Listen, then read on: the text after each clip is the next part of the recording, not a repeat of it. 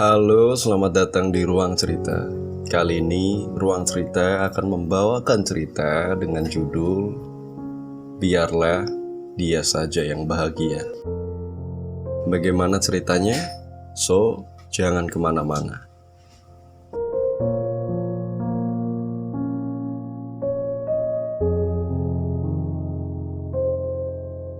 Ada seorang guru yang kukenal, guru yang paling kukagumi dan paling aku sayang. Rustiana namanya. Beliau adalah motivasiku, sesosok wanita yang tangguh dan terhormat. Aku memanggilnya Bunda. Dalam dirinya, kata pacaran tidak ada. Terlihat dari kisah cintanya dulu. Mari kita berjanji bahwa kita tak akan pernah pacaran sampai lulus SMA, kata salah seorang dari 3 siswa SMA kelas 1 itu. Di atas gedung sekolah, di bawah sinar bintang gemilang, 3 siswi itu berjanji untuk tidak pacaran sampai mereka lulus. Mereka pun sanggup untuk melaksanakannya. Aku heran. Mereka adalah murid yang baru lulus SMP, tapi sudah memiliki pemikiran seperti itu. Pasti bukanlah sembarangan orang yang bisa melakukannya. Mungkin terlintas hanya untuk saat SMA, tapi bukan bagi bundaku. Sampai kuliah pun, dia masih melakukan hal yang sama. Kisah berawal dari kedatangannya seorang perempuan yang tidak dikenal ke rumah Bunda Rustiana. Apa ini rumah dari Mbak Rustiana? Iya benar, bisa kita bicara sebentar Mbak? Boleh, silakan masuk. Perempuan itu lebih muda dari Bunda. Terlihat dari paras mukanya dan pakaiannya. Tiba-tiba saja, perempuan itu tertunduk dan mendekap kaki Bunda yang sedang duduk di kursi dengan menangis sejadi-jadinya. "Kamu kenapa?" tanya Bunga.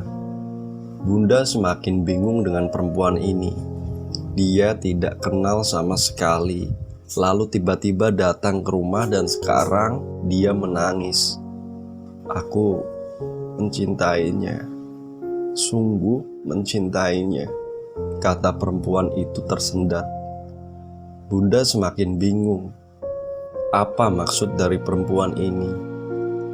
Lalu dia menyebutkan nama. Sebut saja Rifki. Sekilas Bunda langsung paham maksud dari wanita ini. Kenapa dia kesini, ada apa, dan dengan maksud apa perempuan ini rela datang jauh-jauh untuk hanya bilang dia suka dengan seorang lelaki. Rifki adalah partner Bunda berdakwah di kampus. Dia adalah ketua dari organisasi yang dijalani bersama. Begitu juga Bunda. Dia juga yang memegang dari pihak aktivis wanita. Ironisnya, mereka berdua saling suka, tapi tak saling mengatakan. Mereka berdua saling menjaga hubungan, tidak ingin niatan dakwah mereka yang suci ternodai hanya karena cinta. Namun tidak bisa dipungkiri, setiap hari bertemu, berdiskusi dan merencanakan berbagai strategi bersama membuat dua insan tersebut saling tumbuh cinta di dada mereka.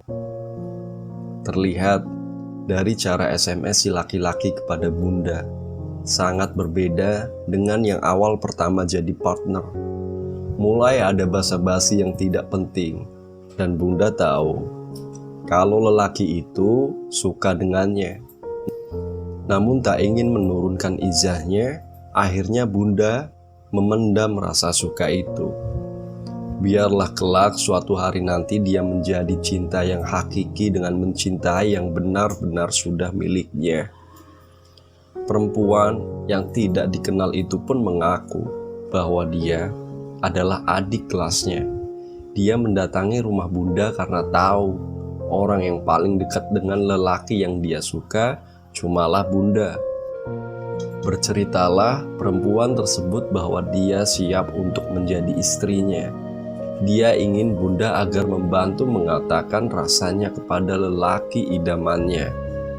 Perempuan itu tidak tahu bahwa dalam dada Bunda terasa sesak setelah mendengar semua hal yang dia sampaikan. Dilema antara tetap bertahan atau merelakan.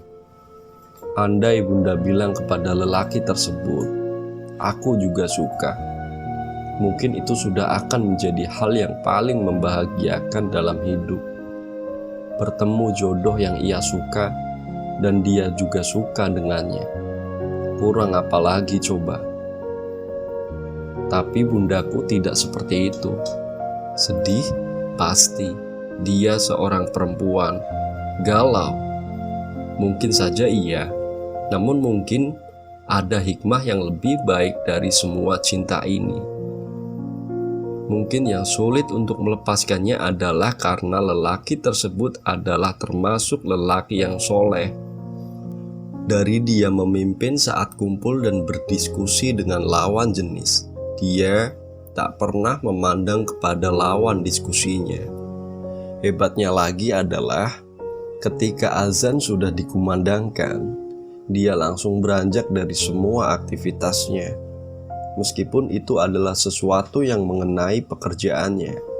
Sepenting apapun, dia tinggalkan untuk memenuhi panggilan azan. Saat lagi tertawa bersama, saat masih sibuknya diskusi bersama, saat kejadian penting pun yang membutuhkan jawaban dari ketua, dia tinggalkan. Ganteng? Jangan ditanya lagi. Dia idola sekampus. Akhirnya, perempuan itu pulang dengan jawaban yang membuat hatinya tenang. Bunda hanya memberi sedikit kata. "Iya, saya usahakan," bilang kepadanya. Insya Allah. Sejak setelah kepergian perempuan itu, Bundaku tertegun, merenung harus bagaimana. Mungkin juga bila lelaki tersebut diberitahu tentang kejadian ini, dia pasti akan tetap memilih Bunda. Dalam malam, dia berdoa agar mendapat ketangguhan hati dan dapat melangkah lebih pasti. Dia melakukan sholat istikharah. Lalu akhirnya, dia mendapatkan jawaban atas semua kejadian ini. Bundaku merelakan cintanya.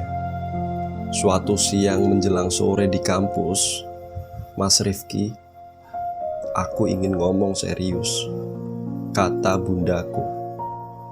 "Jangan sekarang, habis ini sudah mau masuk waktu asar," jawab lelaki tersebut. "Oke, habis asar, insya Allah." Jam menunjukkan pukul 4 sore. Bunda yang dia bersama salah satu temannya menodong lelaki tersebut. "Baiklah, apa yang ingin kau katakan?" ujar lelaki tersebut.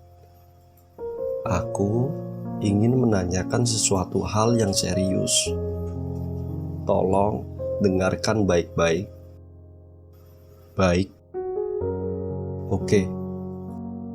Bila ada seorang wanita yang Mas cintai dan Mas juga mencintainya, apa yang akan Mas lakukan bila ada seorang teman Mas bilang bahwa dia juga mencintai wanita yang Mas cintai?"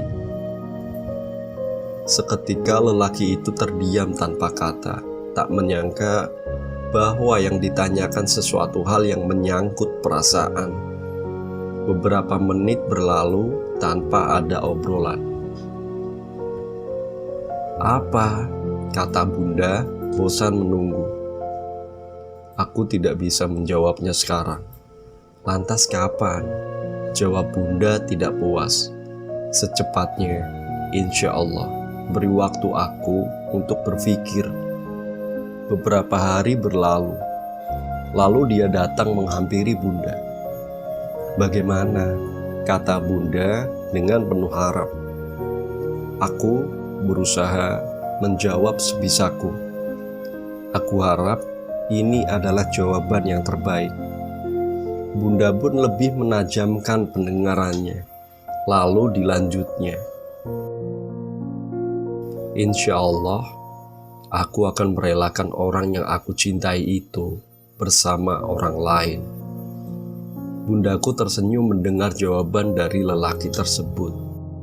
Lalu diceritakan semua kejadian perempuan yang datang kepadanya pada beberapa malam yang lalu. Akhirnya, lelaki itu pun paham maksud dari pembicaraannya. Beberapa tahun kemudian, setelah lelaki itu menikah dengan wanita tersebut, datanglah Bunda bersama teman-temannya untuk menjenguk dia yang sudah memiliki balita. Bundaku menggendong balita kecil yang mirip dengan ayahnya tersebut, dan terdengar sekilas suara bisikan ayah dari balita tersebut saat melewati Bunda. "Seharusnya ibu dari balita tersebut itu adalah kamu," kata lelaki tersebut. Bundaku mengepalkan tangannya ke hadapan lelaki tersebut, tanda mengancam. Semua orang yang di ruangan itu serentak melihat Bunda dan tercengang heran. Ada apa sebetulnya yang terjadi? Sejak saat itu, Bunda jarang sekali berkunjung ke teman laki-laki, walaupun hanya untuk melihat bayi dan temannya. Demikianlah sebuah cerita dari Ruang Cerita. Dari sebuah cerita yang baru saja disampaikan, menurut kalian pelajaran apa saja yang bisa diambil? Semoga sebuah cerita yang baru saja Ruang Cerita sampaikan bisa menginspirasimu. Sebuah pesan dari Ruang Cerita, kesedihan itu nggak perlu dirasakan sampai mendalam. Cukup jalani bagaimana mestinya. Hadapi rasa sedih itu dengan tabah, maka kebahagiaan kelak akan datang dengan sendirinya. Ruang Cerita pamit undur diri. Bye.